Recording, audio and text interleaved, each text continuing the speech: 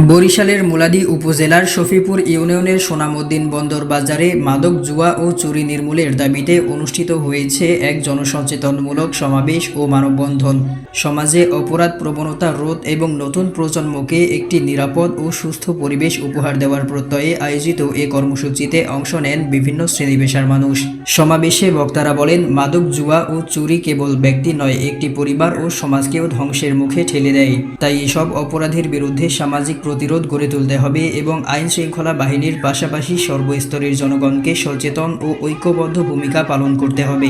বক্তারা আরও বলেন, আমরা আমাদের সমাজে আর কোনো মাদক ব্যবসায়ী, মাদকসেবী, চোর কিংবা ডাকাত দেখতে চাই না। ভবিষ্যৎ প্রজন্মকে রক্ষা করতে হলে আজ থেকেই মাদক ও অপরাধের বিরুদ্ধে সামাজিক আন্দোলন গড়ে তুলতে হবে।